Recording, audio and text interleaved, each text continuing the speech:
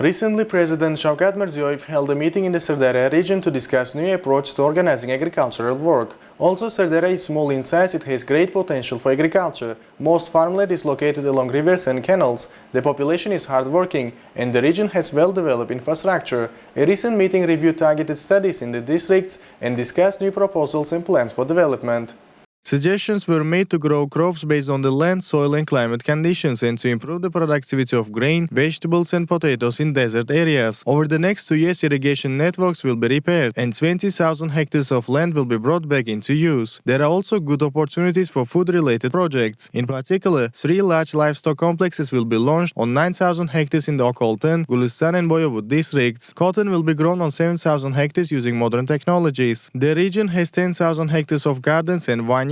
However, more than half produce low-quality fruits and vegetables due to outdated varieties and farming methods. To address this, 2,000 hectares of gardens will be renewed with popular fruit varieties for export, and the remaining land will be made available to interested farmers. This year, 607 kilometers of the right network inter-district canal will be reconstructed and switched to digital management. This will save 35–40% of water and improve water supply across 20,000 hectares. The head of state approved these plans and gave instructions to boost agricultural productivity and employment, meet domestic food needs, and increase processing and export capacity.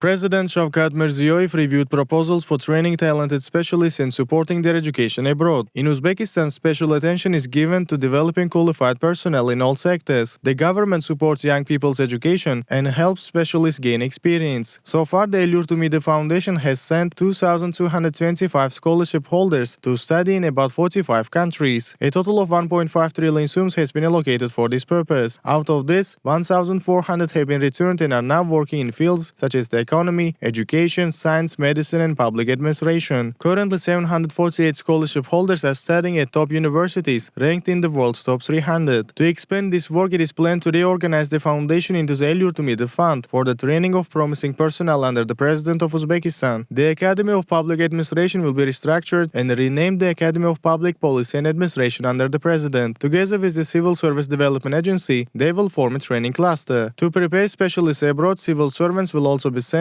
for targeted internships of up to 6 months, in addition to bachelor's, master's and doctoral studies. Priority will be given to key sectors such as energy, urban development, transport, architecture, geodesy, land management, technology, engineering, public administration and social areas. Scholarships from the Allure to Meet the Foundation will be awarded without exams to students admitted to universities ranked in the world's top 100 on a grant basis. Those accepted to universities in the top 300 will have their travel and accommodation costs covered without exams. Graduates of presidential schools who are admitted to bachelor's programs in top 20 universities with at least a 50% grant will also receive scholarships without a competition. To keep in touch with students abroad, support them in their studies and understand their needs, a council of parents of scholarship holders will be created. Embassies and consulates will provide legal and organizational assistance to these students. The Academy of Public Policy and Administration will play a key role in training modern specialists. Programs such as the School of Governors, School of Women Leaders and Future Leaders have already helped over 13,000 students improve their skills in the past academic year. A new system will introduce 3 programs for civil servants: advanced training, retraining and master's degrees. These programs will follow international standards and be developed with foreign partners using guidelines from the Organization for Economic Cooperation and Development. The master's program will last up to 18 months and cover areas like public administration, public policy, regional development, human resources and public finance. Students can apply through the state order or on a paid contract basis. An International Academic Advisory Council will also be created at the Academy. It will provide recommendations for improving education and research quality and building partnerships with top international institutions. 4 new centers will be opened under the Academy. For example, the Center for Research in Public Administration will suggest ways to improve public service and apply advanced practices from the private sector. The President approved these proposals and gave instructions to implement them with modern approach. He stressed the importance of identifying talented young people, training them well, and involving experienced specialists in national reforms.